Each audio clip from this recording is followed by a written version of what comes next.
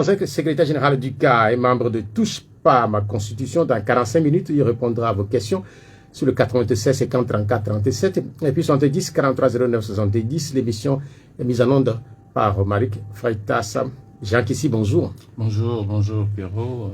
Bonjour à toutes les auditrices et auditeurs de votre radio, de la Pyramide.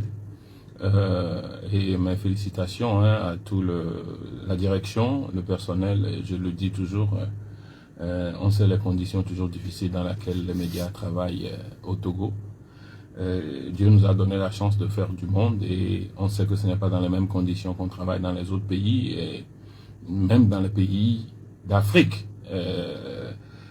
Ce serait difficile quand on dise, les gens nous reprochent souvent qu'on compare avec l'Europe, mais aujourd'hui on sait ce que valent les hommes des médias en Côte d'Ivoire, on sait ce qu'ils valent en Afrique du Sud, on sait ce qu'ils valent au Rwanda, on sait ce qu'ils valent au Cap-Vert.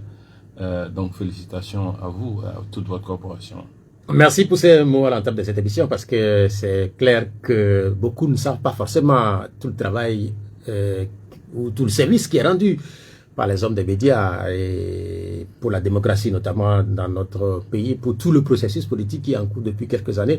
Merci de le reconnaître. Nous allons à l'entame de cette émission et vous questionner sur 3 sujets qui ont lien avec votre actualité puisque ces derniers temps vous étiez à l'extérieur du Togo, je vous ai téléphoné, je vous ai écrit, vous étiez à l'extérieur du Togo. Est-ce que c'est des déplacements privés ou c'est des activités politiques qui vous ont amené à l'extérieur?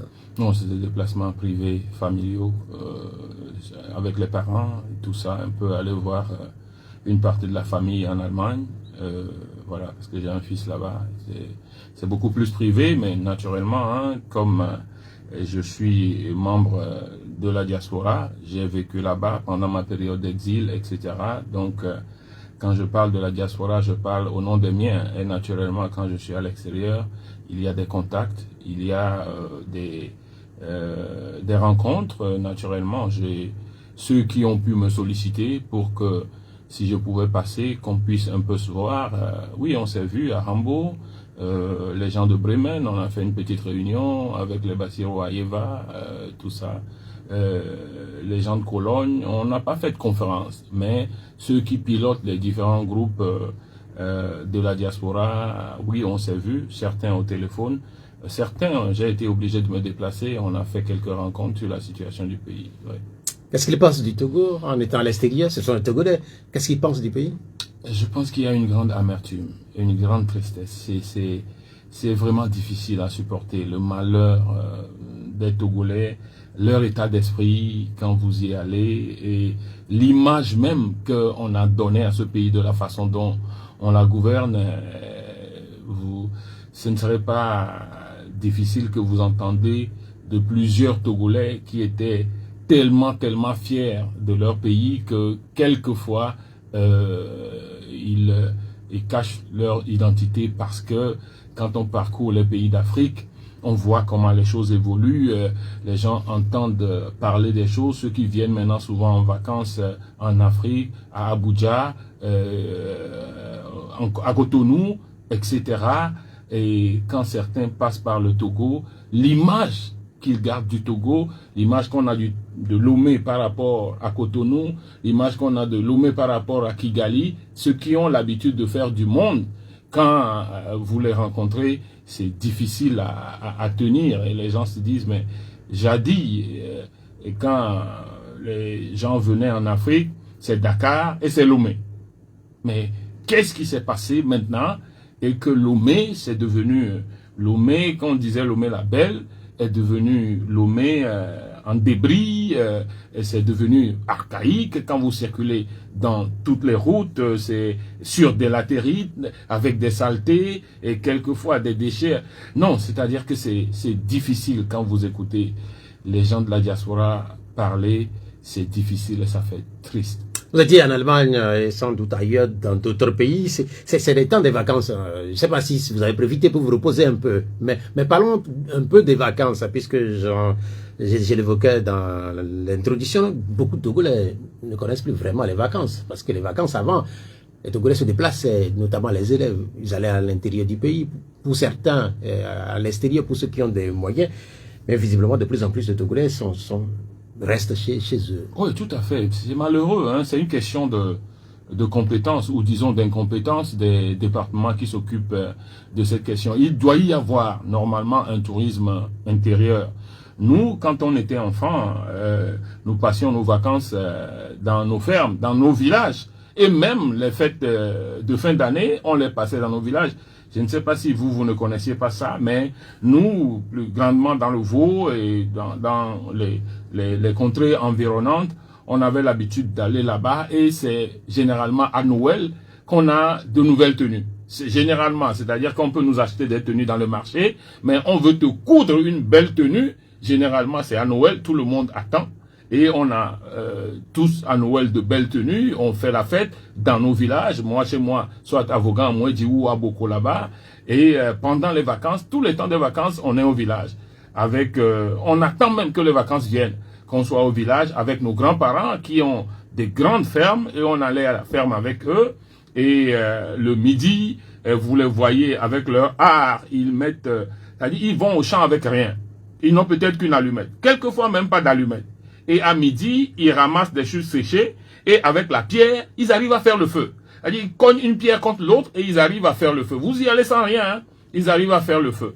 Et le maïs nouveau qu'on appelle le blifan là, ils enlèvent les feuilles jusqu'à la dernière feuille, ils mettent dedans et ça cuit dans le feu et arrivé à un certain moment, les arachides là, on les arrache et on met dans le feu. Mais c'est tellement délicieux, vous ne pouvez pas imaginer. C'est du génie. Et bon, au-delà de ça, de temps en temps, on allait chez nos oncles à Palimé et on nous amenait à Agou, sur le pic d'Agou. C'était des découvertes. Parce que vous allez sur le pic d'Agou, vous vivez une saison comme si vous étiez en hiver en Europe, quoi. Pendant qu'en bas, là, du pic d'Agou, c'est tellement chaud.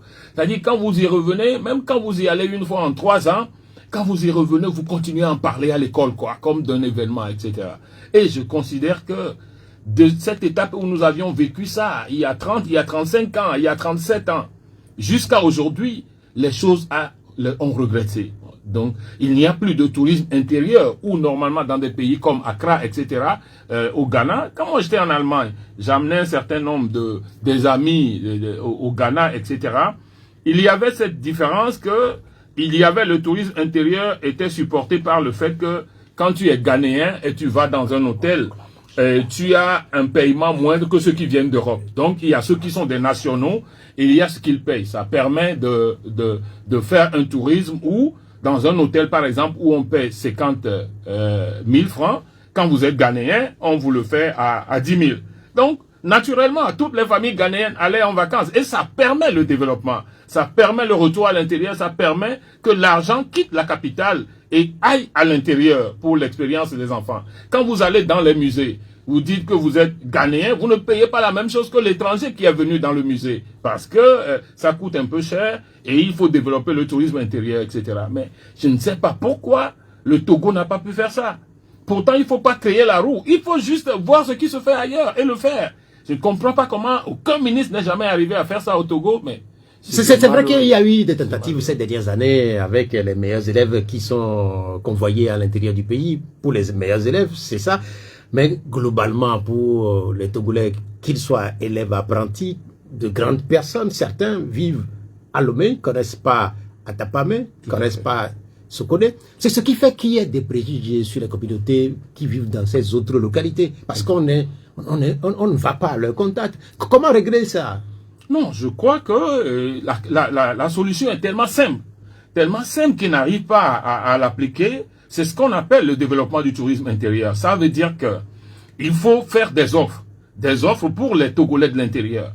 Une famille d'enseignants, un enseignant qui travaille avec sa femme et avec ses 3 enfants, doit avoir aussi la possibilité, pendant les vacances, de prendre ses enfants et d'aller quelque part pendant 1 semaine et 10 jours, à un coût réduit par rapport aux étrangers qui viennent. Quelqu'un doit pouvoir quitter Atakpamé et aller à Sokone, sur un site qui lui permette de dépenser peut-être 1/5 de ce que les étrangers qui vont venir d'Europe vont dépenser. Et ça va les motiver à aller. Donc, au fur et à mesure qu'ils vont, ça veut dire qu'il y a plusieurs familles qui se déplacent comme ça, ça veut dire que les structures sont aussi occupées. Ce n'est pas du miracle, quoi. Ils l'ont fait au Ghana. Ce n'est pas du miracle. Vous allez au Ghana, les gens d'Accra, ils vont à Koumassi. Les gens de Koumassi, ils vont vers le nord, etc. Et certains viennent à Ho pour découvrir Ho. Ils font la navette entre la frontière ghanéenne et la frontière togolaise. Vous les voyez, ils viennent à Kouma et vous leur parlez, ils parlent ghanéen, etc. Donc, ce n'est pas aussi difficile que ça. Mais que quelqu'un, en tant que ministre, pendant des dizaines d'années, ait le courage de faire ça, aucun n'a pu le faire, c'est là où on ne comprend pas. C'est là où les Togolais ne comprennent pas. Le deuxième sujet qui vous touche, vous avez dit tantôt, vous avez fait allusion à Vaughan, à Vaud, votre préfecture. Hier, je ne sais pas si vous étiez dans le Vaud. Vous étiez dans le Vaud hier? Non, j'y étais pas. Parce que hier, c'était à Dinoukouzan et les cadres de cette préfecture se sont retrouvés avec les fils qui sont là sur place pour à Dinoukouzan la nouvelle édition. Pourquoi est-ce que vous n'y étiez pas? J'y étais pas parce que ceux qui dirigent à Dinoukouzan aujourd'hui, ils instrumentalisent la fête. Ils instrumentalisent la fête au profit du parti Unir. Et c'est dommage parce que nous avons eu à discuter avec eux, à leur dire comment est-ce qu'on peut mieux organiser la fête. Vous savez, la précédente fête d'Adinoukouzan de l'année dernière, 2023, les organisateurs ont bien voulu nous rencontrer. Quand même, ils savent que nous étions fâchés contre la manière dont ils font les choses. Parce que nous avions dirigé Adinoukouzan, on ne l'a pas fait comme ça. Alors, ils nous ont rencontrés, moi et Maître Apévon, dans le bureau de Maître Apévon. On a accepté de les rencontrer et on les a rencontrés. Et on leur a dit, non, c'est une fête traditionnelle, culturelle, faites en sorte que tous les fils de Vaughan, tous les cantons se sentent concernés. Et les détails de ce que les gens nous disent, on leur a dit avec précision. Certains cantons ont dit que la fête doit être tournante. D'autres ont dit que non, on a l'impression que c'est Vaughan seulement, que les autres cantons ne sont pas concernés. On a l'impression que dans les autres cantons, ceux qui viennent, c'est seulement ceux de Unir qui touchent autour de Unir ou qui sont arrivés à travers la fête à avoir des postes au niveau de l'État. Donc on leur a dit tous ces genres de détails-là. Et on leur a dit la façon dont on peut faire pour être ensemble. Et nous étions déjà en ce moment-là révoltés comme la façon dont les choses se faisaient, mais on leur a dit 2023, on va y participer. Donc on y a participé. Ils ont créé une plateforme. Et ils ont fait un budget de 25 millions. Tu imagines? À ne pas prendre auprès de l'État, mais à cotiser par les gens de Vaughan. Nous, de Vaud, nous avons fait l'effort de sensibiliser les gens. Parce que nous nous sommes impliqués, les gens ont vraiment cotisé. Et on disait au début, mais que c'était quand même un miracle. Je crois que les Vaughanais, les quelques cadres là vont cotiser jusqu'à ce montant-là, que ces gens-là sont en train de rêver. Mais, à la fin, on a dépassé ce montant. Donc, nous tous, on a donné. Maître Apévon a donné. J'ai donné. Tous nos amis, on a vu. Nous-mêmes, on est allé chez un certain nombre de grandes personnes de la préfecture et on a pris et on est venu donner. Et on a fait. Donc, on leur a dit comment faire. Il y avait une clause qui disait que non, Adinoukouzan, c'est en fait Vaughan. Et qu'il faut reconnaître que c'est dans la ville que ça doit se passer. Mais même si c'est dans la ville que ça doit se passer, alors il serait bon que, en gérant les susceptibilités des gens, de faire en sorte que le comité d'organisation de Adinoukouzan soit diversement composé et même soit présidé par peut-être des gens qui ne viennent pas nécessairement de la ville. Pour qu'on sente que, voilà, quand on prend quelqu'un de Djirikpo pour présider la fête d'Adinoukou, les gens de Djirikpo ne vont plus dire, mais vous traitez la chose comme si c'est une fête de Vaughan seul, parce que c'est quelqu'un de Djirikpo. C'est une manière intelligente de faire venir les gens. On leur a donné toutes ces idées-là. Et malgré ça, 2023 s'est passé comme ça. En 2023, Maître Apévon a cotisé. Il a lourdement cotisé, mais il a dit qu'il ne va pas y aller. Moi, j'y étais allé. Mais j'ai vu comment les choses se sont passées. J'ai cru qu'après 2023, ils allaient nous faire un bilan. Et après nous avoir fait un bilan, ils allaient modeler le bureau d'Adinoukou, que ça puisse représenter toute la préfecture, prendre en compte toutes les sensibilités politiques, quelles qu'elles soient, et que cette année, qu'on soit ensemble. Ils ne l'ont pas fait. Donc, à partir de ce moment-là, j'ai mis la main au menton et je les ai regardés faire. Bien, c'est ça pour Adinoukou. La dernière actualité qui vous touche, on a vu cette photo cette semaine, vous et vos collègues de Touche pas à ma Constitution, photo postée devant le ministère des Droits de l'Homme et en relation avec les institutions de la République. Quelle est la portée ou quel est le sens de cette photo qui a été prise devant ce ministère? Non, en fait, nous étions allés au ministère. Vous savez, le Touche pas à ma Constitution a initié, depuis des semaines, quand moi je n'étais pas au pays, il a initié un projet en l'honneur des prisonniers. Parce qu'on a l'impression un peu que nos prisonniers politiques sont oubliés. Eux-mêmes, ils sont très remontés contre les politiques parce que leur question n'est pas placée au centre de la politique togolaise. ils ont l'impression qu'on ne les visite même pas assez et qu'on ne se préoccupe plus un peu de leur sort. Et c'est vrai que c'est des gens qui se trouvent dans une situation où ils sont là à cause de nous tous, à cause de toutes les forces vives togolaises qui luttent pour l'alternance, le changement, en tout cas pour les libertés au Togo. Donc à partir de ce moment, on a décidé, en commençant par la journée de la jeunesse, de mettre au cœur de nos actions en ce moment la question des prisonniers politiques togolais. Donc on a été leur rendre visite à la prison civile de Lomé. On a été un peu voir leurs parents, des milieux où ils viennent. Et il était question donc de saisir le ministère des Droits de l'Homme sur cette question des prisonniers politiques. Il faut faire remarquer que depuis la CNAP, cette assise qui s'était tenue, concertation nationale entre acteurs politiques, tout le monde réclamait une loi d'amnistie, en tout cas une loi d'amnistie pour la libération des prisonniers et le retour des réfugiés. Donc ça s'inscrit dans la droite ligne de la préoccupation de la plupart des Togolais. Donc l'action qui s'est passée au niveau du ministère relève donc de cette catégorie de programmation d'action que nous avons. Ça ne s'arrête pas là-bas. Il va y avoir d'autres événements dans les prochains jours. Vous avez rencontré le ministre? D'autres grands événements. Non, on ne l'a pas rencontré. Donc on était allé en fait avec un courrier pour remettre un courrier main à main au ministre et de discuter avec le ministre ou un de ses désignés sur la question des détenus politiques. Malheureusement, on est allé demander l'audience. Il n'était pas là. Et il ne nous a pas dit quand il venait. Il nous a dit de demander une audience et de laisser une audience et de partir et qu'ils vont nous appeler. Il n'a même pas désigné un de ses adjoints pour nous recevoir. Et alors, donc... Est-ce que vous auriez aimé rencontrer un adjoint, discuter personnellement avec lui? Oui, mais quand vous allez voir une autorité et l'autorité n'est pas là, et il désigne quelqu'un pour vous recevoir, pour discuter avec vous, c'est tout à fait logique. Moi, je vous rappelle que j'étais assistant de Maître Agbouba quand il était à la primature. Quand vous venez à la primature, vous les journalistes, vous devez avoir l'expérience. Et qu'on dit que c'est une délégation, il vous reçoit toujours, il vous faut recevoir par quelqu'un. Que vous ayez demandé l'audience à l'avance, que vous ne l'ayez pas demandé. Mais quand on dit c'est une délégation, donc un groupe de Togolais délégués d'une instance, d'une préfecture, d'un corps, etc., et que vous venez, il se fait l'obligation de vous recevoir, ou s'il n'est pas sur le territoire, de vous faire recevoir par quelqu'un. Mais la dernière fois, ce n'était pas le cas. Juste, on a dit au protocole... Donc vous êtes dans l'attente d'être reçu alors? Ah, oui, mais c'est-à-dire que ce qu'il faut faire remarquer, c'est qu'on a juste dit, pour une délégation aussi forte d'une organisation du Togo, on nous a dit, juste par l'intermédiaire de l'audiencière, de nous dire de revenir, de nous dire de laisser l'audience et de partir.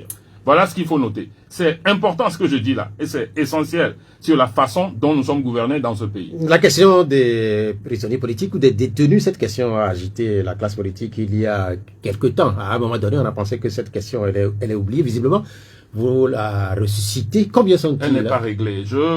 Pour le moment, au niveau des prisonniers politiques, ceux qui s'annoncent dans nos enquêtes, etc., qui se sont déclarés, etc., ils sont 92.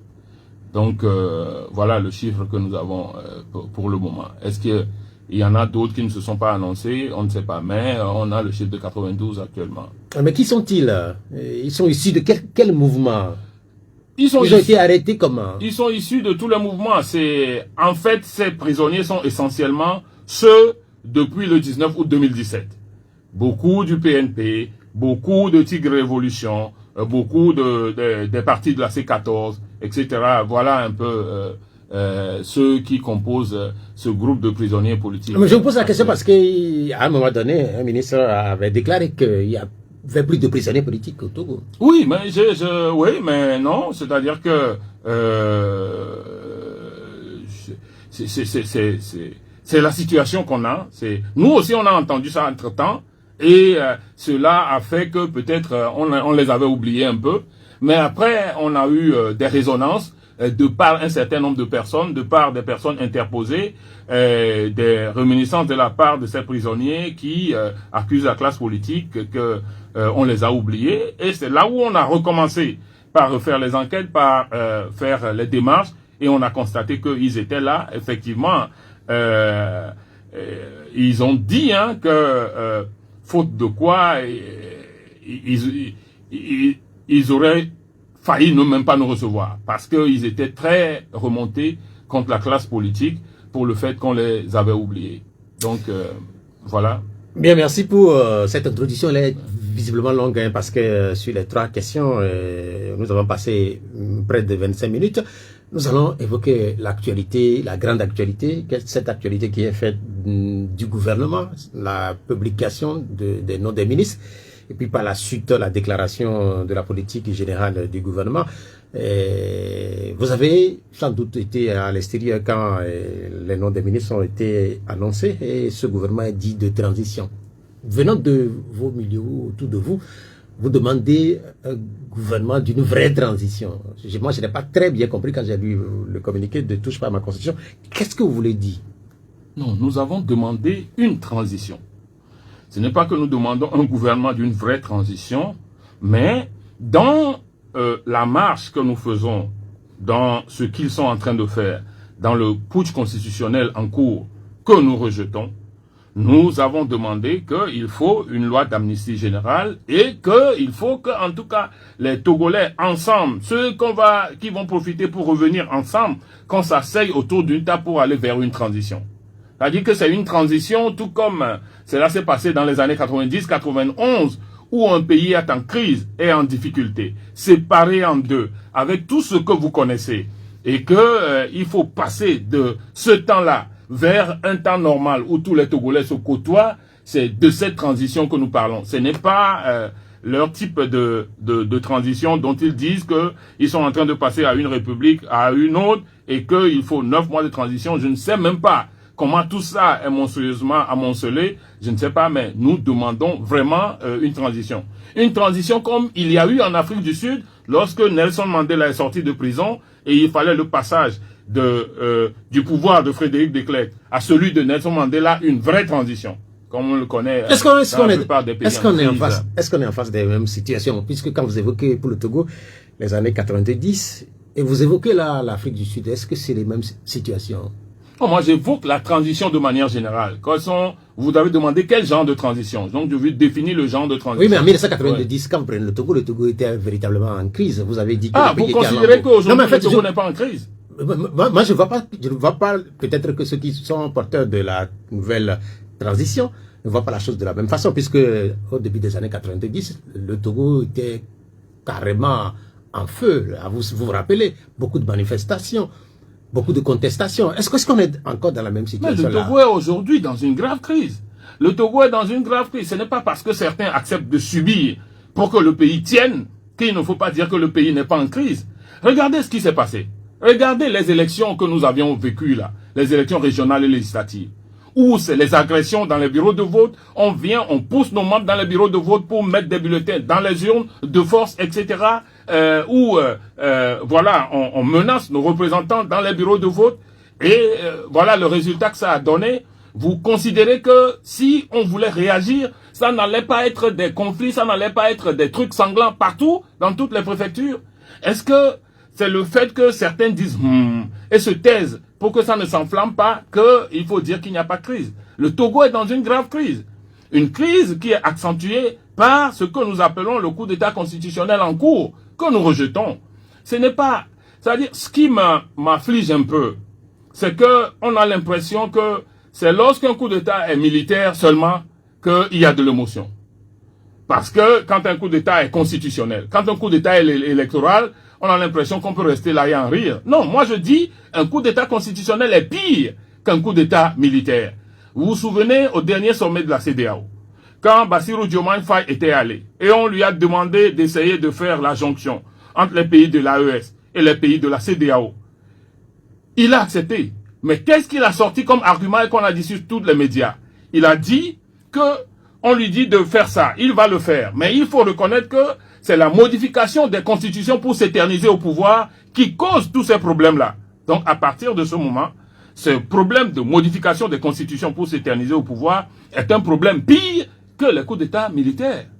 Ce que vous décrivez quand vous évoquez la crise au Togo, est-ce que vous pensez que cette situation est ressentie de la même façon, qu'on soit au niveau de touche pas à ma constitution, au niveau des acteurs d'autres partis politiques, au niveau des populations et au niveau même du gouvernement? Puisque dans les années 90, à un moment donné, tout le monde a ressenti la nécessité de passer par une transition. Mais au niveau du gouvernement, s'ils ne le pensent pas, c'est eux qui sont à la manœuvre. À partir de ce moment-là, voilà, qu'est-ce que vous voulez qu'ils disent? En 2005, c'est eux aussi qui étaient à la manœuvre. Lorsque les événements se sont passés en 2005, c'est eux qui étaient à la manœuvre. Donc, ceux qui sont à la manœuvre, qu'ils ne décrivent pas la chose de la même façon que nous, ça, vous pouvez bien le comprendre. Mais il est clair que le pays est dans une situation de crise monstre et que le pays n'évolue pas. L'essentiel, c'est que le pays n'évolue pas. Le Togo est plongé au fur et à mesure dans la misère. On voit ce qui se passe. C'est vrai que les gens subissent. Mais le fait que les gens subissent ne fait pas que le pays n'est pas dans une crise et que une crise qui s'accentue d'ailleurs d'événement à événement. Les élections qui se sont passées est encore venue accentuer la crise. Accentuer tellement la crise. Mais il n'y a pas de crise lorsque vous organisez des élections et que les Togolais, sans qu'il n'y ait pas de mot d'ordre de boycott, eux-mêmes boycottent. À 10 heures, il y avait plus de gens dans les bureaux de vote. Mais vous direz qu'il n'y a pas de crise, il y a quoi alors? Alors, ceux qui veulent faire la politique de l'autruche, où ils profitent, ils peuvent ne pas vouloir voir la crise. Mais tout le monde sait que le Togo est en crise. À l'extérieur, on sait que le Togo est en crise. La réalité, c'est que nous avons là un gouvernement, la composition a été rendue publique il y a quelque temps, un gouvernement de 35 personnalités. Vous avez sans doute regardé un peu cette liste et qu'est-ce qu'elle vous dit? Est-ce qu'elle vous parle, cette liste? Moi, j'ai été un peu attristé par ce qui se passe. D'abord, quand le gouvernement est sorti, je me suis dit, tout ça pour ça? Tout ça là que les gens attendaient pour cette grande, je sais pas, ce grand rien du tout. C'est ce que je me suis dit. Parce que d'abord, de l'élection à la nomination du Premier ministre, vous savez ce que ça a duré. De la nomination du Premier ministre à la formation du gouvernement, vous savez ce que ça a duré. S'il s'agissait de prendre les mêmes et de continuer, mais pourquoi le pays devait rester gouverné sous eux-mêmes, ils ont appelé comment ils appellent ça? La gestion des affaires courantes. Gestion des affaires courantes, où il y avait des textes qui sortaient qui disent tel ministre ne doit pas faire ça, c'est son secrétaire général qui doit le faire, etc. Pendant tout ce temps-là. Pour ça, vous-même, vous n'avez pas vu que c'est tout ça pour ça. Et puis, mais je comprends pas. Moi, je suis en total désaccord avec ce qui se fait sous forme de partage de gâteaux ou comme un butin qu'on a gagné et qu'on partage entre amis. Qu'allons-nous faire au Togo avec 35 ministres? Il y a des pays qui ont 50 millions d'habitants, 60 millions d'habitants, 80 millions d'habitants et qui ont un gouvernement de 30 membres. Alors, pourquoi 35 ministres? On distribue comme c'est un gâteau qu'on distribue à des courtisans. Pourquoi le Togo? Et on paye avec l'argent du contribuable togolais. Les contribuables togolais ont dit, oui, voilà, nous souffrons, c'est comme ça qu'il faut utiliser notre argent. Vous savez, quand vous prenez ce gouvernement, vous avez 35 portefeuilles ministériels, comme vous-même vous l'avez dit. Il y a un ministère qui est réservé, qui sera transformé en haut commissariat au tourisme. Ça a été dit. Ça fait 36. Il y a 3 portefeuilles régaliens qui ne sont pas attribués, notamment l'armée, notamment les transports et notamment le plan, qui ne sont pas attribués. Si ces ministères a été attribué ou les secrétaires généraux qui vont les gérer, ça fait déjà plus 36, ça fait 39.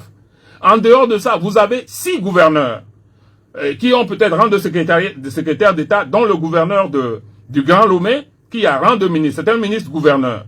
Donc, les 6 plus les 39, ça fait 45. En allant, il y a un ministre secrétaire général du gouvernement.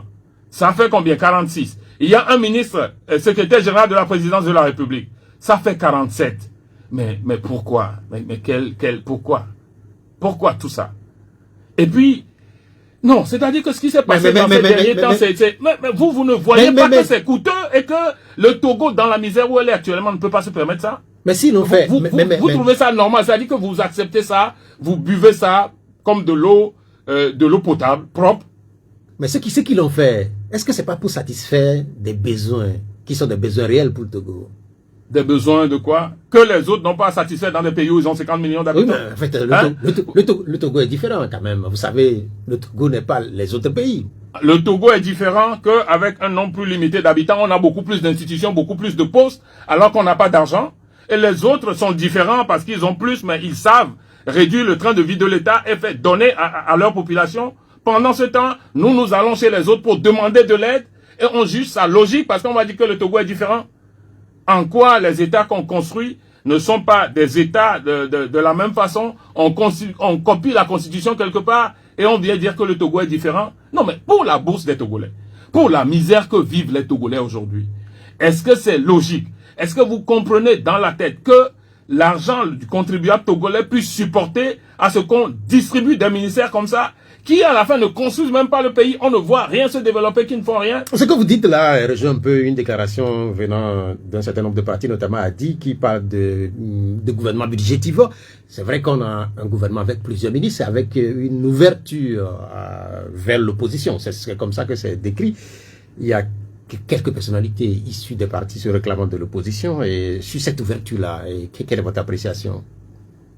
Moi, je ne vois pas un gouvernement d'ouverture. Je ne sais pas qui...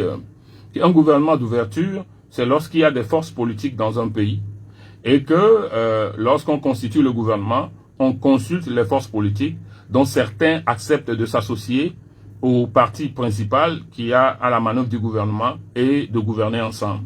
Alors, je ne sais pas de quelle force politique vous savez. Moi, je vois ce gouvernement-là. Les forces que je connais sont, à part peut-être un député de l'UFC, qui est en accord avec Unir depuis. Tout le reste que je vois, c'est des gens qui sont soit au niveau du pouvoir ou qui ont été créés par le pouvoir. Je ne sais pas, Bâtir, depuis que Bâtir est créé en tant qu'organisation, on le sait, moi, les membres qui sont là, c'est dans les escarcelles du pouvoir. Alors, je ne sais pas ce que vous appelez ouverture. J'ai lu dans la déclaration de la politique générale du gouvernement, et c'est mentionné, là, qu'il y a une ouverture. Maintenant, vous ne l'appréciez pas de la même façon. Ils disent autre chose. Vous les imaginez dire autre chose? Vous les connaissez autrement? Il y a quand même une présence. Est-ce que vous les connaissez autrement? Il y a quand même une présence sur cette liste qui a fait beaucoup parler. C'est celle de Kwabi Gomado, qui est maire de Golfe 1, cadre du parti politique de l'ANC. Il a d'ailleurs été exclu de ce parti depuis jeudi. Quel est votre commentaire sur cette situation précise? Moi, je ne parle pas souvent des hommes. Vous savez, c'est ce qu'on m'a appris, c'est ce que mon mentor lui-même, c'est ce qu'il est, Maître Abouibo, je voulais dire. C'est ce qui m'a appris. Je ne parle pas souvent des hommes. Je parle souvent d'un principe. Et sur la base des principes, vous savez, quand vous avez un parti, vous avez des militants qui vous entourent, qui font le travail avec vous, parce que vous seul, vous ne pouvez rien faire. Et vous avez des votants qui sont là. Donc, à partir du moment où vous êtes un parti de la minorité, vous êtes un parti d'opposition, et que vous avez des militants, vous avez des hommes autour de vous, de l'opposition, qui ont travaillé à ce que vous soyez au niveau de la classe politique, ce que vous êtes. Le jour où vous avez envie de faire le contraire de ceux qui vous ont entouré, vous devez leur dire, vous devez quitter là-bas et vous avez la liberté d'y aller. C'est comme ça que je connais. Ce n'est pas que dans la formation de plusieurs des gouvernements qu'on n'a pas essayé de démarcher, de débaucher des gens du CAR. Vous savez, le CAR a subi ça parce que dans les années 80, 91, 92, 94, 96, le CAR a été celui qui a été en avance au niveau de l'opposition sur les élections. Et nous avons subi ça. Vous vous souvenez des gens qui ont été débauchés dans nos rangs pour être ministres. Vous vous souvenez des gens qui ont été débauchés dans nos rangs à l'Assemblée et qui, indirectement, votent avec le pouvoir sans que nous ne sachions. Mais après, c'est la nature qui a réglé parce que vous savez comment ces gens-là ont fini. Ces gens qui ont reçu des dizaines de millions. Donc, sur les principes... Mais pour la jeune génération, ils ont fini comment? Ah, je ne veux pas, pour le bien de ces gens de famille, je n'ai pas envie de citer des noms ici, mais de toutes les façons, la nature règle ces choses. Que vous vous soyez comporté bien, que vous soyez comporté de manière décente ou non, la nature règle ces choses. Maintenant, une question, attendez. Oui. Oui, en politique, est-ce qu'il y a une décence? Il n'y a pas autre chose que de la décence en politique. Pour moi, c'est ça. C'est-à-dire que la politique, c'est de s'occuper du peuple, des affaires du peuple. Et pour moi, je ne comprends pas comment on dit politique, des politiciens, c'est des policiers. On est en politique. Ça veut dire que lorsqu'on est en politique, on ne peut faire que des entourloupettes, on ne peut faire que... Non. Moi, s'il y a une matière dans laquelle on doit avoir de la vertu, pour moi, c'est en politique. Vous savez, vous voyez la politique au niveau des États-Unis. Vous voyez les questions qui amènent les impeachments des présidents au niveau des États-Unis. C'est-à-dire que chez eux, le politicien, c'est quelqu'un qui ne doit pas mentir. Celui qui ment, on ne peut pas mettre la destinée de tout un peuple dans ses mains pour pouvoir le gouverner. Non, mais en fait, ce que vous dites là, est-ce que c'est pas oui, trop idéaliste? Puisque quand vous regardez Donald Trump, un personnage comme lui a été chef d'État des États-Unis et il est en passe de redevenir peut-être chef d'État à partir de novembre. Oui, mais... Et pourtant, on lui colle un certain nombre de casseroles. Oui, mais, oui, tout le monde dit qu'il ment.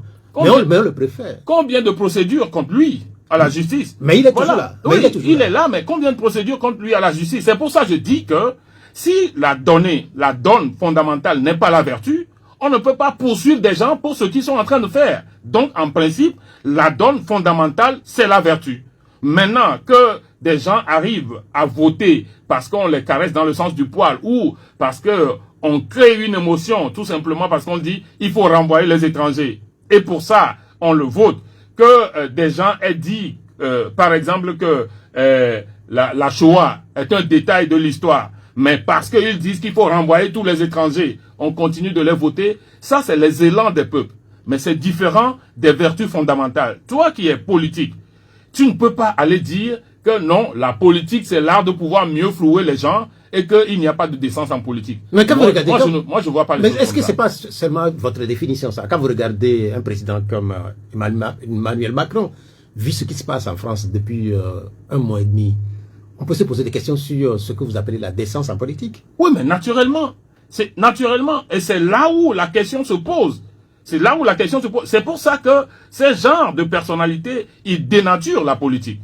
Voilà un peu. Mais pourquoi vous prenez seulement l'exemple de Macron? Il y a eu des pays mais c'est les grands pays quand même. Quand on ne parle pas des démocraties. Oui, mais il y a eu des pays comme l'Allemagne, Angela Merkel, Helmut Kohl. Il a démissionné parce qu'il a commis une toute petite faute. Parce qu'il a commis une toute petite faute dans d'autres fonctions.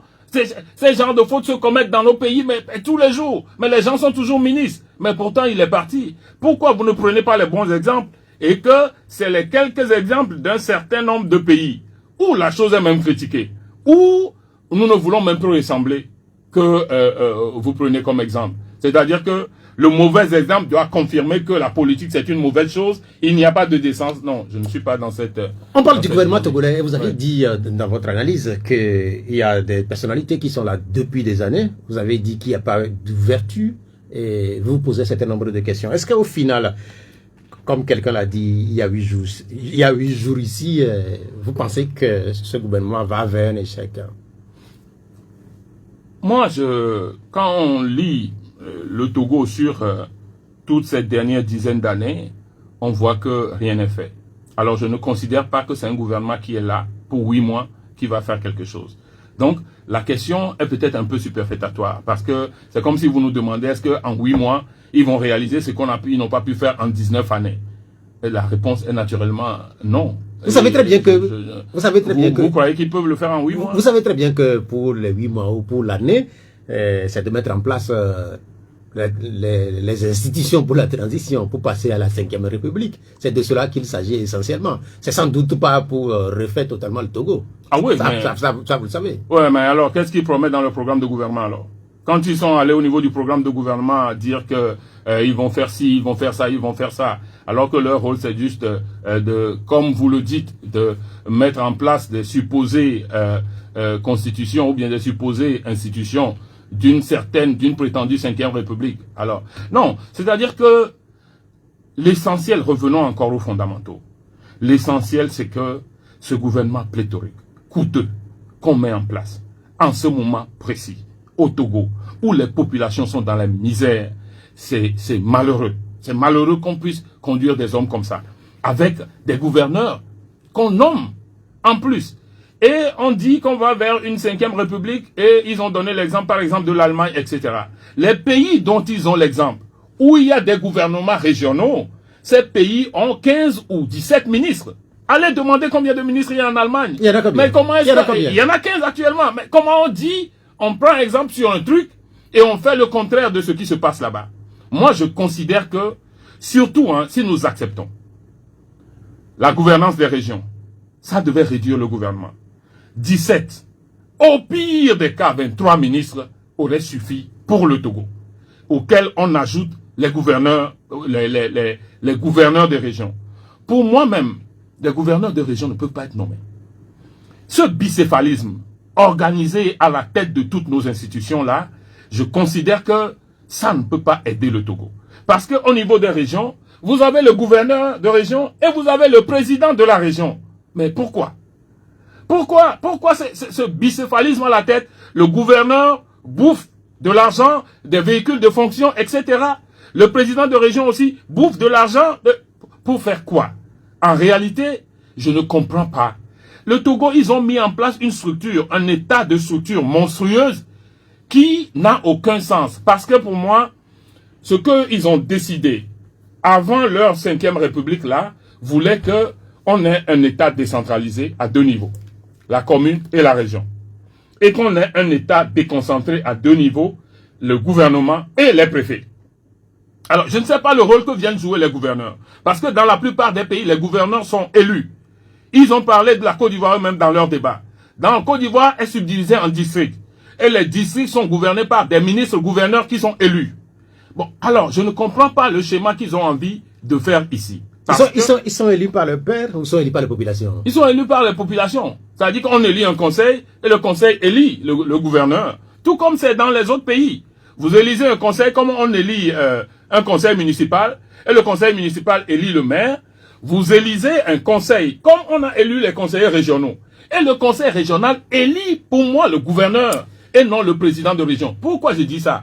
Ce bicéphalisme va faire des problèmes à la tête des régions.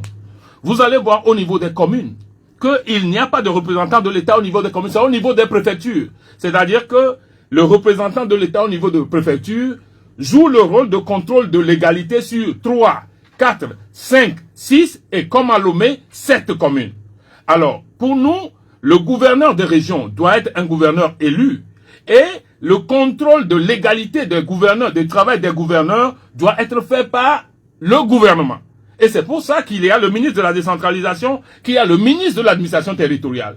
Mais c'est comme une structure de paresse où certains ont pris des postes avec des moyens, ils n'ont pas envie de travailler et ils lèguent le travail à d'autres personnes. Je ne vois pas. Regardez le cas de Lomé, du Grand Lomé. Je ne sais pas, ça ne vous est pas apparu, mais c'est gravissime ce qui se passe dans le Grand Lomé. Le Grand Lomé est d'abord un district qui a un gouverneur, ministre-gouverneur de district. Le Grand Lomé est encore dans la région maritime. Qui va avoir un gouverneur, il l'a déjà, et va avoir un président de région. Est-ce que le Grand Lomé ne va pas avoir une situation spéciale? Eh ben oui, le Grand Lomé doit avoir une situation spéciale, ça veut dire que c'est un district autonome tout simplement. C'est comme il y a des cantons, et hier on disait qu'il y a un grand village autonome. Le Grand Lomé doit être un district autonome, dont il y a des élus. On peut admettre, parce que c'est un district autonome, que les élus soient des élus indirects. Ça veut dire que les communes élisent les conseillers du Grand Lomé. Et ces conseillers du Grand Lomé élisent leur gouverneur. Mais on accepte que le Grand Lomé soit une structure spéciale. Mais le Grand Lomé ne peut pas être une structure spéciale, mais en même temps, le Grand Lomé fait partie de la région. Alors que le gouverneur de Lomé, du Grand Lomé, est un ministre-gouverneur. Là, vous posez... Et il y a un gouverneur de la région. Qui est le plus élevé sur l'autre? Vous vous posez un certain nombre de questions, sans doute que dans les prochaines émissions ou dans les prochaines semaines, nous aurons des représentants du ministère de l'administration territoriale pour nous éclairer sur les questions que vous posez, que sans doute un certain nombre de Togolais se posent. À partir de cet instant, les Togolais, eux, ils vont vous poser des questions et soumettre éventuellement des préoccupations. Je rappelle que vous êtes conseiller dans la commune de Golfe 5. Vous nous direz aussi un mot de cette commune qui nous abrite. Je rappelle nos numéros 70 43 09 70 et puis 96 50 34 37. Le téléphone sonne. Allô, bonjour. Oui, bonjour. Oui, vous êtes à l'antenne. Oui, c'est Pelé. Oui, Pelé, vous allez bien?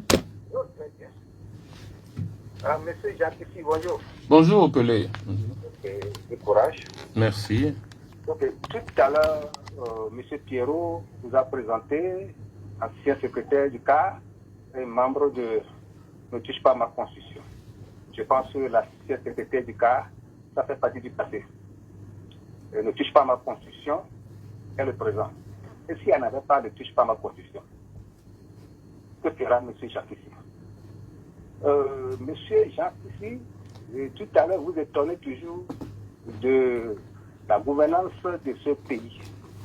Mais qu'est-ce que vous allez répondre à des Togolais qui disent que si nous voyons surtout le Bénin, l'évolution du Bénin, par rapport à 8 ans de gouvernance de Patrice Talon et à 20 ans de président Faure Gnassingbé, et qui même est né dans la présidence de Gnassingbé et Adema. Et il était ministre avant que son papa était mort. Alors, qu'est-ce que vous pouvez dire à des Togolais consciencieusement?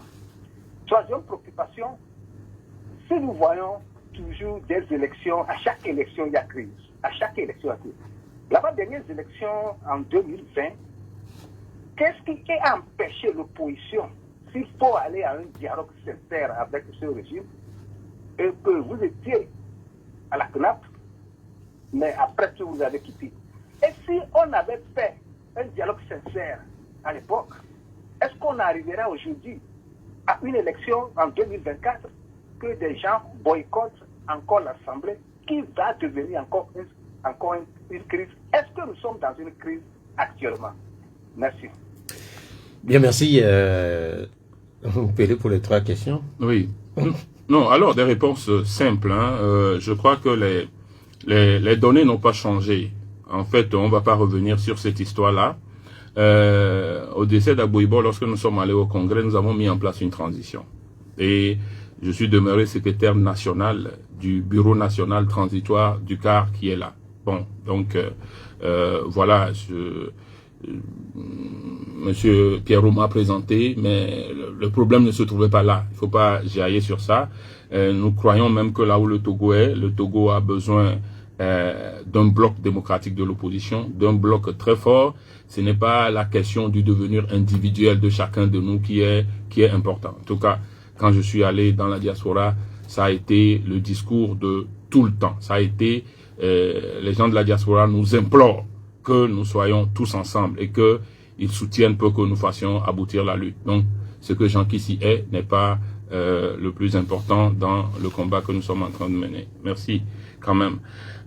Vous avez raison, hein. Moi je considère que, et c'est ça qui attriste un peu, c'est ça qui est triste un peu. Vous savez, malgré ce que le régime est, que nous combattons depuis des décennies, nous aurions été un peu satisfaits si le régime arrivait à travailler, arrivait à construire le Togo, et que on le félicitait partout, même si la démocratie ne se faisait pas. Vous allez dire vous allez pouvoir dire ça, mais il se fait que au Togo, malheureusement, le pays se déconstruit. Le pays se déconstruit totalement. Et vous avez raison qu'il y avait quelques années, je voyais l'euphorie des Béninois quand ils venaient à Lomé, quand ils venaient sur les plages de Lomé, etc. On savait, c'est pas une insulte, au contraire, que les Béninois étaient même plus heureux de venir à Lomé, faire leurs vacances à Lomé, faire leur week-end à Lomé, que d'aller en Europe. Mais aujourd'hui, c'est vrai que les Togolais, ils vont au Bénin et ils reviennent et ils disent, ce n'est même pas 8 ans, il y a déjà 2 ans. Donc, au moment où Talon faisait 6 ans, quand les gens vont à Cotonou, ce qu'ils voient, ils reviennent à Lomé, ils sont tristes de savoir, mais pourquoi nous avons un régime qui dure des décennies et que le Togo est là, voilà quelqu'un qui fait 6 ans et qui a transformé la capitale béninoise comme ça, jusque ce qui est en train de se réaliser vers la grande ville que vous traversez avant d'aller au Bénin, là, Ouida. Voilà, sur la portion Cotonou-Ouida, l'autre portion, pas ce que nous prenons actuellement pour aller à Cotonou, mais ils font une voie reverse qui quitte Fidrosset et qui vient vers là. Mais quand vous voyez comment ça se construit, et vous demandez. C'est pas ce qu'ils appellent la route de la pêche? Ah oui, voilà, c'est ça qu'on appelle la route de la pêche. Donc, vous savez, et ça fait de plus en plus mal que la situation soit... Bien, merci. Il y a de plus en plus de Togolais ou d'intervenants qui citent cet exemple du Bénin. Vivement que les choses puissent aussi aller dans le même sens au Togo, pour que les Béninois puissent revenir ici. Il a parlé des élections de 2020. En fait, oui, il a parlé beaucoup plus. Il voulait parler du dialogue. Que s'il y avait eu un dialogue sincère, est-ce qu'on ne serait pas assez avancé? Oui, Pelé, vous avez raison. Vous avez parlé du dialogue, la CNAP, tout à l'heure. Vous savez que chaque fois que la CNAP avait été convoquée, ou le CPC avait été convoqué, nous étions allés au niveau du CAR à la première réunion. Et j'étais même le représentant du CAR en ce moment à la première réunion. À toutes ces instances, j'ai dit les problèmes que le Togo connaissait et qu'il fallait résoudre pour que les Togolais se retrouvent ensemble et qu'on construise ce pays ensemble. Mais toutes les fois, mes propositions ont été rejetées. On m'a même sermonné. Il y a des sujets, à peine je les évoque, qu'on crie sur moi. On me sermonne. Mais qui vous sermonne? Qui vous sermonne? Mais le ministre, des représentants des partis qui sont proches. Je n'ai pas envie de citer des noms. Non, mais en fait, quand vous dites, attendez quand même. Quand vous dites qu'il vous sermonne, vous n'êtes pas un enfant, vous êtes un représentant d'un parti politique qui vous rappelle à l'autre peut-être, mais sermonner. Est-ce qu'on peut vous sermonner là, dans le cadre d'une réunion comme celle qu'on a connue au niveau du CNAP? Oui, mais pourquoi pas? Sermonner? Oui, mais pourquoi pas? Quand vous évoquez un sujet et que la personne, il réagit de manière vive, il interdit. Ce n'est pas question d'évoquer ça ici. Est-ce que nous sommes dans une cour de justice ici et que vous dites qu'il faut régler, il faut un règlement de la crise post-électorale, etc. Et la personne, et puis d'autres personnes reprennent la parole et reviennent dessus. Comment vous appelez ça? Non, mais en fait, moi, j'étais pas dans la salle. Ah oui, mais c'est comme ça que j'ai ressenti ça. C'est comme ça que j'ai ressenti ça. Et quand vous ne voulez pas vous lancer dans une querelle, ou vous ne voulez pas que ça explose, vous dites ce que vous avez à dire, vous mettez la main au menton, vous les regardez. Voilà ce que ça a donné. Après il n'y a jamais eu de dialogue sincère. Mais merci. Après le passage de Pelé qui a posé 3 questions, et nous allons retourner au téléphone avec notre auditeur. Allô, bonjour. On va derrière celui-là qui a patienté, qui sans doute est reparti. On va voir s'il y a un autre. Allô, bonjour. Bonjour Pierrot. Oui, on vous appelle comment? C'est Basile. Oui, Basile, vous êtes à l'antenne. Parlez un peu plus fort, Basile. Oui, qui diminuait le volume. Parce que j'ai appelé plus de 20 fois avant de... Bon, c'est pas ça. Bon, je vais dire à mon grand frère Jean-Kissi, il a dit que Lomé était brisé avec Dakar. Il faut qu'il enlève ça de sa tête.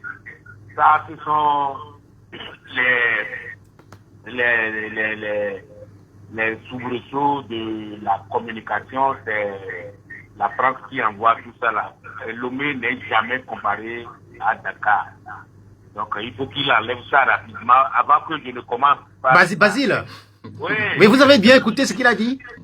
Oui. Mais c'est pas ce qu'il a... Dakar et Lomé qu'on peut parler. Non, mais en fait, il n'a pas fait une comparaison. Non, il dit... moi, je ne dis pas qu'il a fait comparaison. Je dis qu'il a dit que avant là, quand on parle que en matière de développement, c'est Dakar et Lomé qu'on peut parler. C'est comme ça que vous l'avez compris. Non. Ok, ça va, il viendra vous éclairer. C'est mon frère. On va voir votre question, s'il vous plaît. La dernière fois qu'il m'a donné le numéro, je l'ai perdu. Bon, d'accord. Et pour ce qu'il a dit, je suis très fier de lui. Il considère son grand frère, comment il s'est débattu, coréen pour notre avenir, tout ça. Moi-même, je n'y étais pas.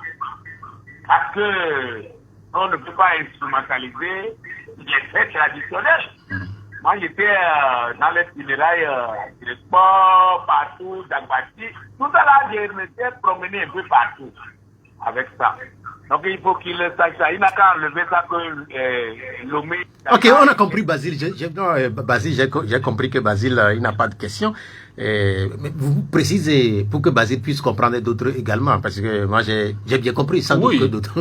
Oui, non. Ce que je voulais dire, c'est que avant en Afrique de l'Ouest, quand les gens venaient, les villes qui étaient des villes douces, quand les étrangers viennent, ils se sentent tellement à l'aise, ils ont envie, c'est Lomé et Dakar. Je ne veux pas dire que Dakar ou Lomé est conçu de la même façon que Dakar. Voilà, c'est ce que je voulais dire. C'est pas Voilà. Mais aujourd'hui, c'est devenu triste que... Même en Afrique de l'Ouest, beaucoup ont souvent pensé que Lomé dépassait largement Accra, parce qu'à une certaine époque, effectivement. Effectivement. Voilà. Allô? Allô, monsieur Pierrot, bonjour. Bonjour, vous êtes à l'antenne, quel est votre nom? Et s'il vous plaît, monsieur Jean, je vous salue. Quel est votre nom? Merci. C'est Frédéric. Frédéric, on vous écoute. Quand dit, s'il vous plaît, laissez la polémie de divagation. Monsieur Jean Kessi est venu sur l'antenne, c'est pour nous présenter certaines choses. La seule question que je vais poser à monsieur Jean Kessi, il devrait parler du gouvernement de l'âge junior que le gouvernement a fait, le ministre Toméga a fait, en inclusant monsieur Gomado et puis un membre du parti de Bâtir. Et pour lui, je ne sais pas s'il le voit d'un bon côté. Bon, la seule chose que moi je le dis, c'est pour demander à nos frères s'ils auront la main libre, parce que M. Gomado va vraiment travailler dans sa communauté. S'il aura la main libre pour travailler, c'est ça que moi je souhaite. De même que le ministre de Bâtir. Laissez la polémique des gens qui disent que... Non, mon frère Jean ici, vous savez, dans cette vie, tout ce que vous allez faire, il y aura certains qui vont contester. Vous le faites du bien ou du mal, il y aura des biens et des mal. Allons sur ce chemin. Merci, mon frère. Merci Frédéric. Je crois que quand on est nommé ministre, on ne travaille pas pour sa communauté, on travaille pour le Togo. Je pense que c'est ça. Tout à fait. Ok. Le téléphone. Allô? Allô? Oui, bonjour. Bonjour Pierrot, bonjour maître. Bonjour mon cher. Bonjour, c'est Rabiou, depuis Pengal, on vous suit sur Facebook. C'est Rabiou. Depuis Pengal, oui, on vous suit sur Facebook. Ok, oui, Rabiou, on vous écoute, c'est bien quand même d'avoir quelqu'un qui nous appelle de Pengal. Il appelle depuis Pengal? Ouais. On vous écoute. Merci beaucoup Pierrot. Et maître, ici à Pengal, on a vraiment l'impression que vous, les acteurs politiques, vous ne vous souciez pas de nous. Depuis un temps, on est confronté à un sérieux problème d'insécurité. Mais on ne vous voit pas, on ne voit aucun acteur politique de l'opposition venir. Ne serait-ce que nous dire un seul mot, pour nous dire qu'il y a espoir, pour nous soutenir. Mais c'est quand il s'agit de l'actualité politique qu'on vous voit tous sur le front. Pourquoi c'est comme ça? Merci Pierrot. Merci de nous avoir appelés depuis Pengal, et c'est vrai que grâce à notre diffusion live Facebook, on peut nous regarder un peu partout dans le monde, et là notre ami nous appelle depuis Pengal Suisse. Sa préoccupation, oui, c'est une grande amertume que ce qu'il est en train de dire, parce que alors, lui il est du Pengal, je crois que je suis la personne indiquée à qui il peut parler, parce que sur le flanc de l'opposition au Pengal, il sait le travail que le CAR avec Maître Abouibo avait fait. Beaucoup de maires même du Pengal aujourd'hui, qui sont devenus maires, qui ont été députés entre-temps, étaient tous du CAR et qui ont quitté le CAR pour aller vers UNIR, parce que voilà, là c'était plus il connaît les noms, il connaît tous les noms que je peux citer. Mais malheureusement, il a raison sur une chose, c'est que depuis un certain nombre d'années, accentué depuis 2020, il est devenu difficile d'aller sur le terrain et de faire des meetings. Il y a des interdictions à tout moment. Même dans nos régions ici qui sont proches, Vaughan, etc. là, avant que la DMK ne puisse faire un meeting à Vaughan ici, là, je ne sais pas, il y a 2 ans ou je ne sais pas quoi, ça a été la croix et la bannière. Donc, il fut arrivé un moment, le Togo était un pays où seule une entité avait le droit de faire ses activités partout, et les autres, on leur mettait des blocages partout pour pouvoir faire leurs activités. Alors que c'est ensemble que nous pouvons sensibiliser les populations. En fait, sur les affaires qui nous arrivent, pour pouvoir réussir, il y a des affaires sur lesquelles il peut y avoir une unité nationale. Mais dans ce sens aussi, il faut accepter que les Togolais aillent partout, que nous de la minorité, que nous de l'opposition, comme les gens du pouvoir, qu'on accepte que sur le champ de bataille de la savane, que nous allions tous, que nous parlions aux populations et que nous disions que sur ces questions-là, je crois que nous avons besoin de nous sauver tous ensemble. Mais quand bien même dans cette situation qui nous frappe, on nous interdit, chaque fois que vous voulez organiser un meeting, on bloque, on trouve des arguments pour dire que vous n'avez pas le droit de faire, etc. C'est vrai que c'est difficile que nous allions sur le territoire à l'intérieur. C'est vraiment dommage. Allô? Allô? Oui. Je reviens, Basile. Basile, si vous avez des questions, vous intervenez. Sinon, si c'est pour juste... C'est des questions, je posais. Vous ne me laissez jamais aller. Vous ne posiez pas de questions, Basile. Vous faisiez des commentaires. Ah, d'accord. Oui. Maintenant, je vous laisse poser vos questions. La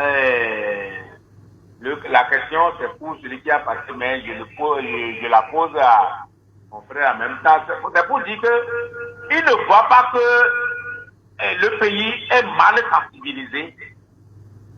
Celui-là qui vient de dire, c'est vous que lui, c'est-à-dire, c'est vous qui l'épingle. Il ne voit pas qu'il y a une instrumentalisation de la population togolaise. Ceux qui font du mal à la population, ils disent au même moment aux gens que, est-ce que vous voyez les opposants ici? Est-ce que lui ne voit pas ça? Quand vous faites ça, il ne pense pas qu'ils doivent faire vivre les Togolais, que non, il ne faut pas faire ça, on va vous tuer. Si on va vous tuer là, habiter le Togolais, on ne peut rien faire. On a noté, Basile, on a noté le sens de la question sur la sensibilisation des Togolais pour qu'ils puissent comprendre les enjeux. Au vu de l'intervention de notre ami de Kwendiara, est-ce que quelque part les Togolais sont mal sensibilisés ou qui ne comprennent pas forcément tout ce qui se passe dans le pays? Le territoire est fermé aux forces démocratiques. Le territoire est totalement formé aux forces démocratiques. Où est-ce que vous connaissez ça? On connaît ça en Corée du Nord, on connaît ça en Russie. Mais le territoire est totalement fermé aux forces démocratiques, alors que sur un certain nombre de questions, c'est lorsqu'il y a une impression d'appartenance d'ensemble que les questions puissent être réglées et qu'on puisse arriver à se mobiliser. La question de la savane ne peut être réglée, et ce n'est même plus seulement dans la savane, on entend des soubresauts ailleurs, hein, il y a d'autres communiqués, et il y a un élément qui était venu du flanc ouest, ou c'est est, du flanc est de Kouma, la dernière fois. Je ne sais pas si vous l'avez suivi. Mais contre ces genres de phénomènes, il faut que les Togolais aient l'ouverture, tous, d'avoir accès au territoire national et qu'il n'y ait pas des situations chrysogènes, qu'il n'y ait pas des frustrations qui font que les autres mettent la main au menton et regardent les autres faire. Parce qu'on est-ce que vous êtes dans cette situation-là? Est-ce que c'est ce que vous faites depuis au niveau de l'opposition? Regarde des faits? Non, on fait des efforts. On fait des efforts parce que depuis 2020 que cela se passe, vous savez que souvent on essaye de faire des meetings, on fait des demandes pour faire des réunions, mais on sait que la plupart ont été bloqués. Jusqu'à la période des 15 jours avant les élections, là, vous avez vu qu'il a été difficile que des partis d'opposition, que des organisations de la société civile fassent des actions sur le terrain, fassent des réunions sur le terrain. Systématiquement, il était refusé. Donc, nous considérons que, comment voulez-vous qu'on puisse avoir une république qui est ensemble, qui est sensibilisée, surtout quand il y a des grands enjeux qui nous guettent, où il doit y avoir l'unité nationale en face de ces enjeux-là, quand vous prenez le territoire comme votre butin, où certains n'ont pas le droit d'intervenir. Bien, merci. Il y a la question de Komla Sana Sadio sur les 92 députés, en fait. Je ne sais pas si on en a le temps de proposer la liste des 92 députés ici, puisqu'il parle de... Il n'y a pas 92, hein, ils sont 108. Non, pas des députés, des détenus. Des détenus, puisque vous en avez parlé, les détenus politiques. Vous avez, je crois que vous avez donné le chiffre de 92. Oui, de 92, ça c'est les détenus politiques. Oui, en fait, sa question, est-ce qu'on peut avoir la liste des 92? Mais qu'est-ce qu'il veut faire avec la liste? C'est pas des gens qui ont demandé qu'on vienne publier leur liste. Nous avons les listes sur le travail que nous faisons. Parce que vous réclamez la libération des gens, il faut savoir quand même qui ils sont. Depuis même que la crise que nous avions connue en 2017 était là et que on traitait les conséquences de la crise à la CNAP, au CPC, etc., je crois que les gens ont fait des demandes constantes et cette liste-là, on a essayé de l'actualiser jusqu'à arriver à celle que nous avons. Il y a une deuxième question. Je ne crois pas qu'on va donner cette liste-là à quelqu'un, sauf si il considère qu'il y a des choses... C'est clair qu'on ne va pas faire quand même une liste, on ne va pas proposer une liste de 92 détenus ici dans cette émission. Il y a la deuxième partie de sa question, il dit, monsieur Kissi, peut-on à la fois dire que les Togolais ont boycotté les élections et à la fois prétendre qu'on a volé la victoire de l'opposition? Si vos soutiens ont boycotté, alors qu'on a pu, alors qu'il a pu voter jusqu'à ce qu'on donne la victoire. C'est difficile à lire parce que là, je lis sur un téléphone.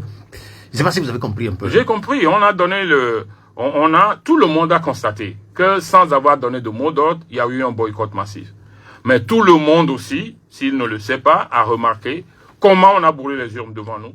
Comment, dans un certain nombre de circonscriptions électorales, et l'exemple est palpable, hein, puisque moi j'ai fait une requête, il y a sur des bulletins de vote, il y a eu ma liste, et dans la même préfecture, dans d'autres bulletins de vote, d'autres villages, mon nom n'était pas sur la liste. Ma liste n'était pas donc sur le bulletin de vote. Donc ça, c'est des choses qui sont connues. Ce qui s'est passé à ces élections-là, c'est indescriptible. Et moi, j'avais déjà dit que c'est difficile qu'on accepte encore des élections dans cette situation et que les Togolais se demandent aujourd'hui, est-ce que les élections sont la solution au problème togolais? Et là, je voulais évoquer que quand les populations commencent par se demander, est-ce que les élections sont la solution à notre problème? Ça veut dire que ça devient vraiment préoccupant. Allô? Allô? Bonjour. Bonjour. Héros. Oui, vous êtes à l'antenne. Quel est votre nom? C'est Abdel. Oui, Abdel, comment vous allez? Je me porte bien. Ok, on vous écoute, Abdel. Bonjour, monsieur Jean Kissi. Bonjour, mon cher Abdel. Je suis très heureux de vous écouter cet après-midi. Merci, le plaisir. Est-ce que vous ne pensez pas qu'il est temps de prendre exemple sur votre camarade Gomado? Si à chaque fois vous estimez que vous êtes mangé à la sauce voulue et que devant cette situation vous êtes impuissant, est-ce que vous ne pensez pas qu'il faut changer de stratégie au lieu d'être chaque fois dans la contestation sur contestation, qu'à un moment donné, vous prenez le courage vous-même de faire en sorte que qu'on sente que la population togolaise pense désormais que la politique togolaise peut se faire autrement à travers leur opposition? Est-ce que vous ne pensez pas tout cela? Parce que, quoi que vous dites, vous êtes impuissant devant tout ce qui se passe. C'est ce que vous nous donnez l'impression. Alors, si vous vous sentez impuissant, si vous ne pouvez pas vous réunir et ensemble décider, aller contribuer à faire évoluer les choses, si vous estimez que même le cadre, la nouvelle constitution avec des articles sont bancals, pourquoi vous ne pouvez pas aller vers les gouvernants pour dire, bon, nous avons tellement contesté, bon, nous venons, peu importe, c'est le Togo, d'abord, nous venons contribuer à ce que, bon, ces articles-là, essayons ensemble d'en discuter. On a compris, Abdel. Merci et bon après-midi à Gonivé. Mais je vais lui citer juste un seul exemple. Hein. Je vais lui citer juste un seul exemple. Tous ceux qui ont été de l'opposition et qui ont été dans le gouvernement, ils n'ont pu rien changer. Les Togolais avaient soif de changement. Ils n'ont pu rien changer. Même si nous sommes à l'extérieur et que nous contestons, nous voulons la démocratie, nous voulons la liberté, le fait d'aller tous s'engorger dans le gouvernement n'est pas la solution. Vous savez, j'avais un ami qui était très compétent et qui, entre-temps, avait accepté de rentrer dans le gouvernement. Je peux dire son nom, c'est Kakonou Boupo. Au moment où il rentrait dans le gouvernement, on s'est vu et je connais ses compétences parce qu'on a fait l'école ensemble. Je savais comment il était brillant. Mais je lui ai dit, le régime togolais n'est pas un régime qui peut construire, n'est pas un régime démocratique. Et que ce régime-là soit va l'avaler ou le régime va le vomir. C'est-à-dire que il va y avoir un moment, il va être vomi du système, il va sortir du système. Et il est resté au gouvernement pendant quelques années, ça n'a pas raté. Il n'a pas pu rester, il en est sorti. Alors quand moi je vois ces exemples-là, et demain je vais dire non, il suffit juste de devenir ministre parce qu'on veut devenir ministre. Ce n'est pas en devenant ministre qu'on peut nécessairement, dans un régime comme ça, qu'on peut nécessairement changer les choses. Moi j'ai l'habitude de dire que il m'est plus loisible de n'être qu'un simple planton ou un simple chef de cabinet d'un ministre dans un gouvernement démocratique que d'être ministre dans le gouvernement RPT. Parce que nous avons besoin de changement. Ces gens n'arrivent pas à gouverner le pays. Et moi, j'ai toujours dit que là où on est arrivé avec ce régime, c'est comme si on est assis. Donc ça veut dire que il ne peut plus faire quelque chose. Ce n'est pas nous en qui les gens croient qui allons rentrer dans des gouvernements qui allons vouloir changer. Qui croit vous? Mais parce que c'est ce qu'il dit. Il dit, est-ce que ce n'est pas mieux? Donc lui, par exemple, il considère que la personnalité que nous avons, que si nous allons là-bas, on peut apporter notre contribution. Voilà, je parle de cet exemple précis. Donc ce n'est pas en allant rentrer là-bas qu'on peut changer quelque chose. Allô? Je ne crois pas sincèrement qu'en devenant ministre, je peux changer quelque chose là-bas. On a compris. Allô? Je considère que le système va oui, me bonjour. après quelques temps. Bonjour, monsieur Pierre, c'est Frédéric qui revient. Et en temps, j'avais demandé à mon grand frère si Gomado est rentré dans le gouvernement, c'est pas qu'il a travaillé pour sa communauté. C'est la manière qu'il a travaillé, c'est ça qu'il a fait que on l'a repêché de rentrer dans le gouvernement. 2.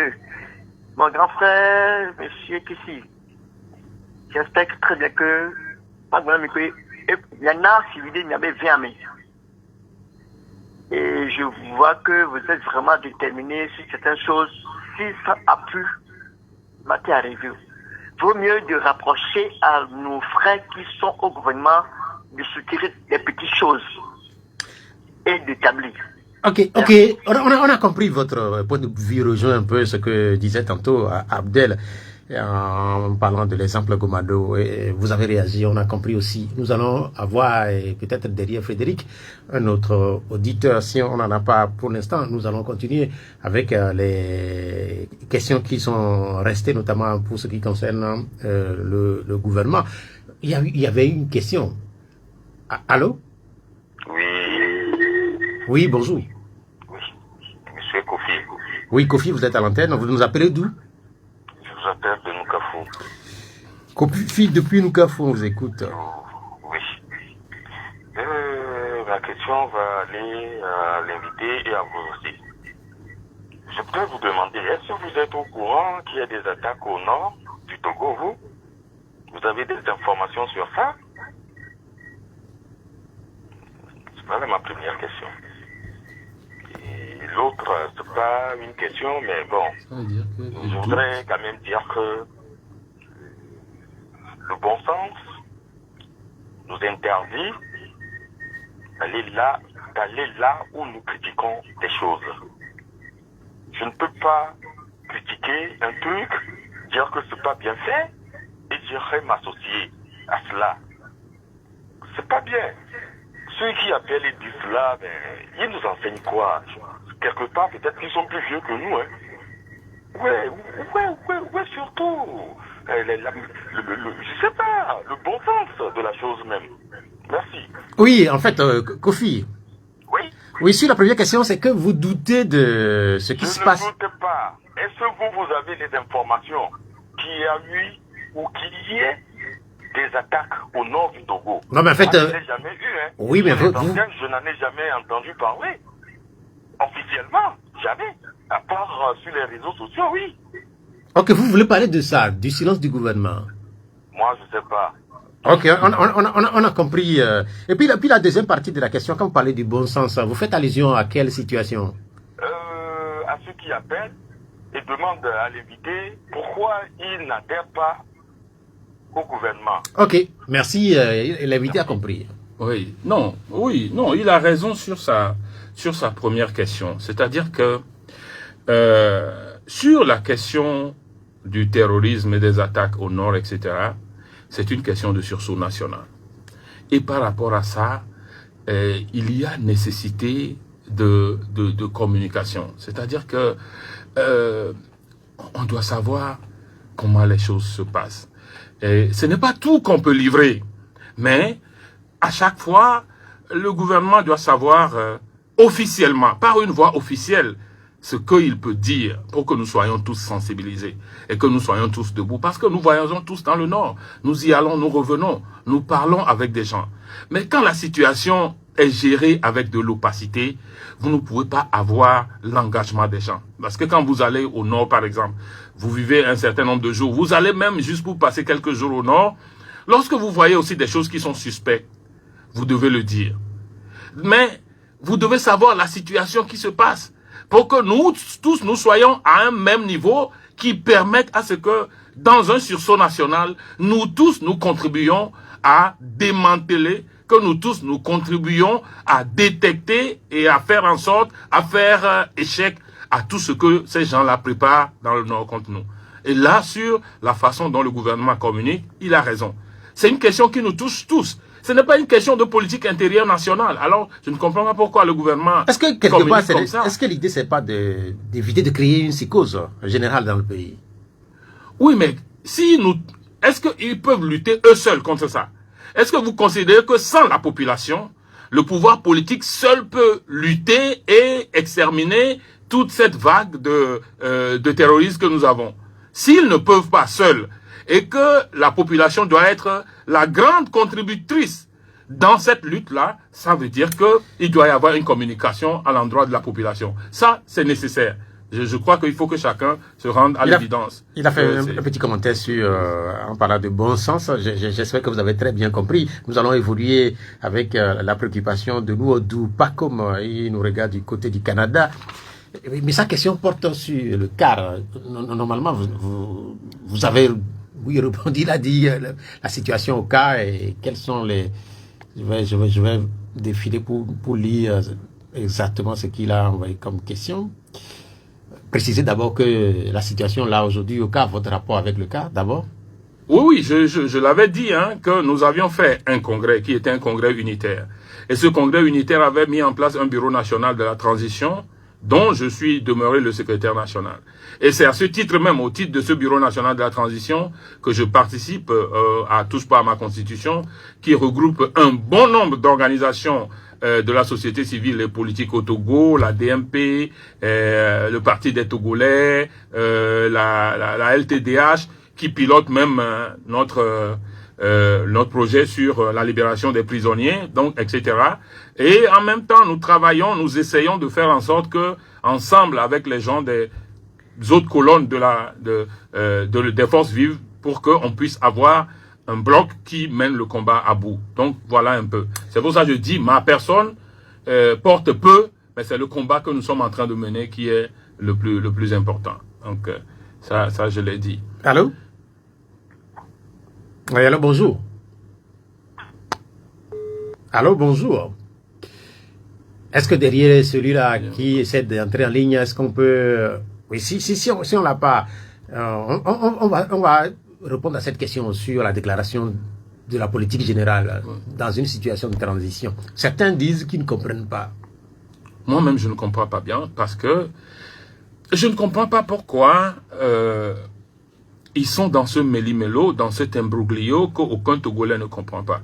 Quand j'étais allé à la diaspora, j'étais dans la diaspora lorsque le gouvernement est sorti. Je crois que je quittais le Qatar pour aller en Allemagne quand le gouvernement est sorti. Quand je suis allé, j'ai rencontré un certain nombre de personnes qui m'ont dit, mais ils disent qu'ils veulent avoir un président du Conseil. Pourquoi ils nomment encore un Premier ministre? Et puis ils se demandent, on dit que c'est la transition. Ils disent, mais s'ils ne sont pas prêts, pourquoi ils font ça? Pourquoi ils ont voté le texte et ils constatent qu'ils ne sont pas prêts pour mettre en place les institutions et ils sont obligés de faire du micmac pendant un certain temps pour mettre en place les institutions? Alors ils m'ont posé la question, moi, de savoir, mais qu'est-ce qui les presse lorsqu'ils ne sont pas prêts? Et ils ont raison parce que quand vous prenez la constitution togolaise de 1992, vous voyez la page 79, vous voyez les dispositions transitoires. Les dispositions transitoires sont juste sur cette petite page de trucs là et comportent 1, 2, 3, 4 articles, tout simplement, les dispositions transitoires. Vous prenez, ça c'est la version tripatouée. Vous prenez la version originale aussi, les dispositions transitoires, c'est ça. Mais vous prenez la nouvelle version qu'ils ont, les dispositions transitoires, vous avez l'impression que c'est même encore une autre constitution à part. Donc, ça veut dire que et ressemble à ce qu'on appelle les situations exceptionnelles, qui suivent souvent les coups d'État. Vous savez, quand les gens ont fait des coups d'État, là, 79, 74, etc., il y a une période qu'ils gèrent sans constitution, qu'ils appellent période exceptionnelle. On a l'impression que tout cet aéropage de cet article qui sont contenus dans la transition, c'est comme une période exceptionnelle. Et plusieurs nous demandent, mais pourquoi, s'ils ne sont pas prêts à mettre en place les institutions, pourquoi ils le font? Alors tu te rends compte que c'est parce que peut-être ils prévoient des élections et qu'ils considèrent qu'ayant une assemblée totalement unie, peut-être après les élections, ils ne vont pas avoir une assemblée dont ils vont avoir les 4/5e pour opérer ce qu'ils ont envie de faire. C'est pour ça qu'ils ont précipité pour aller faire tout ça dans l'illégitimité totale avec des députés qui sont en fin de mandat. Mais les gens nous posent la question, qu'est-ce que vous voulez que moi je réponde? Même en leur sein, il y a eu des contradictions. Donc jusque-là, vous avez encore un certain nombre de zones d'ombre. Mais tout à fait. Tout à fait. Vous savez, lorsqu'on est sorti de ces élections-là, le ministre Bawara avait dit que ils allaient mettre le PCM en place, le président du Conseil des ministres en place, et que naturellement, le président Faure est le président de UNIR, et que vous avez suivi ces émissions-là. Mais en même temps, il y a un autre, M. Nachaba, qui avait dit non, on allait nommer un premier ministre qui allait faire une transition, etc. Les Togolais, jusqu'à présent, ne comprennent pas et ne sont même pas d'accord avec cette situation-là où vous avez un texte, vous avez dit avoir voté un texte et vous êtes dans des méli-mélos constants pour arriver à ça. Les Togolais n'acceptent pas et ne comprennent pas. Voilà un peu. C'est-à-dire que quand la République est considérée comme une affaire personnelle, où on peut se décider, on manie comme on veut, c'est comme s'il n'y a rien en face, où on a la force. Et par la force de la force, on peut tout faire. On peut demain quitter, aller dire qu'on va mettre un PCM. On peut demain aller quitter, on met un premier ministre. En fait, on met ce qu'on veut, quoi. On fait ce qu'on veut avec les lois de l'État. Il nous reste 5 minutes et vous savez très bien que depuis que ce gouvernement a été mis en place, toute cette semaine, les ministres ont parcouru les médias pour expliquer un peu le contenu de la déclaration de la politique générale. Je ne sais pas si vous avez pu les écouter. Qu'est-ce que vous retenez? J'ai pu les écouter un peu et j'ai pu comprendre que eux-mêmes, ils ne savent pas où ils vont. J'ai pu comprendre que eux-mêmes, ils savent vraiment pas où ils vont. Non, on est dans une situation totalement malheureuse où vous avez l'impression que les gens n'ont pas la main pour construire ce pays. Ils n'ont pas la main il n'y a aucun espoir qu'ils puissent changer quelque chose dans ce pays. Ce sera comme les précédentes dizaines d'années que nous avons connues et qu'il faut lutter pour parvenir au changement. Il faut lutter pour obtenir la liberté, pour obtenir le changement. Nous n'avons pas d'autre solution. Vous voyez, aujourd'hui, on a créé tout un aéropage de personnalités coûteuses, budgétivores, mais ça me gêne, bicéphales. Vous revenez là-dessus. Ça me gêne. Ça me gêne, c'est-à-dire qu'on ne peut pas se permettre de faire ça avec l'argent des contribuables togolais parce qu'on sent qu'ils n'ont aucune force. Et puis on le fait dans le même temps. On asphyxie les entrepreneurs. On encourage les jeunes à créer d'emplois. Mais quand ils créent leurs entreprises, l'OTR essaie de les asphyxier. Mais il y a des jeunes, parce que nous sommes à la mairie, etc., il y a des jeunes qui viennent nous voir et qui nous racontent leurs difficultés. Mais vous ne pouvez pas imaginer, quand un jeune a fait l'effort de créer son entreprise, et que, permettez-moi une minute que je puisse décrire ça, et que pendant toute l'année, il a pu essayer de glaner de petites choses, parce qu'il est dans l'informatique, pour faire des affaires de 6 600 000 francs. Et que lui-même, pour aller faire des achats, pour aller réaliser ça, il a fait des achats de 5 300 000. Ça veut dire que le bénéfice qu'il a, la marge, ça tourne autour de 1 300 000 sur l'année. Et c'est sur ces 1 300 000 que lui-même essaye de prendre 30 000 francs chaque fin du mois pour pouvoir subvenir, parce qu'il est dans une entreprise. Il doit payer 25 000 francs, le bureau qu'il a loué, pour mettre son entreprise, parce que vous devez avoir un bureau. Calculer tout ça, il ne lui reste rien. À la fin de l'année, on lui dit qu'il doit présenter un bilan. Et dans ce bilan-là, il y a des charges. La taxe sur le loyer, la taxe sur des choses. Tout ça vient sur sa table. Il ne sait pas parce que tout l'argent qu'il a gagné, voilà, c'est parti dans les locations, etc. Mais au-delà de ça maintenant, on lui dit qu'il doit présenter un bilan pour pouvoir continuer de faire ses activités. Et pour présenter le bilan, il doit faire le bilan par un fiscaliste agréé. Et le fiscaliste agréé n'est pas à moins de 150 000 francs.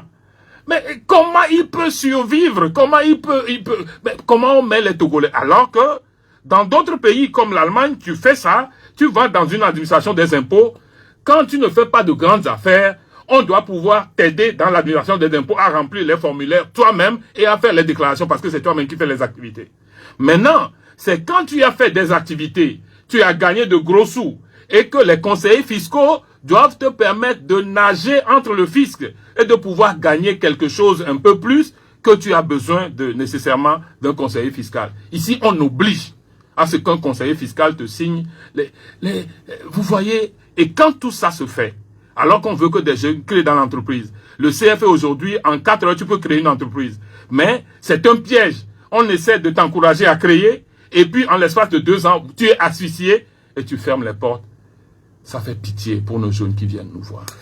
Comment voulez-vous que nous acceptions dans cette situation un État où il y a une structure de près d'une 50 personnalités qui ont rang de ministre et qui ont des véhicules de fonction, qui font quoi même pour le pays?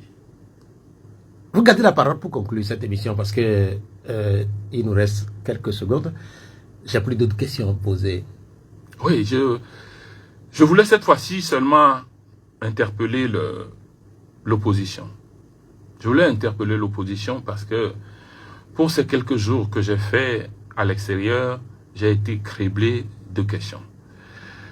J'ai été criblé de questions comme si c'était nous. En fait, les gens nous prennent à la gorge comme si c'était nous, mais c'est parce que les gens ont des préoccupations. Et que la grande préoccupation, c'est parce que les gens ont l'impression que nous sommes divisés. Que nous faisons trop de one-man show. Chacun veut sa maison là. C'est ça qu'il veut. Comme si ça apporte quelque chose. Et les gens nous demandent de nous mettre en un seul bloc unitaire pour pouvoir faire face à la lutte. Et je dis, notre talon d'Achille, c'est ça. C'est cette division que nous avons toujours et que nous n'arrivons pas à nous mettre dans un bloc. Nous ne pouvons réussir à faire aboutir cette lutte que quand nous sommes dans un bloc. Parce que même pour pouvoir discuter demain avec le pouvoir, il faut être un bloc pour arriver à une conclusion qu'on demande à chacun de respecter. Bien, merci pour ce dernier appel que vous lancez à l'unité au niveau de l'opposition. Cette émission, elle s'achève. Merci d'être venu. Jean Kissi, vous êtes conseiller à Golf 5. On n'a pas eu le temps de parler de la situation. On a plein de problèmes là-bas. Vous reviendrez ici prochainement. Alors que vous êtes concerné. Merci à Romaric Freitas pour la mise en onde technique. Et je suis Pierrot Athiobé. À dimanche. Au revoir.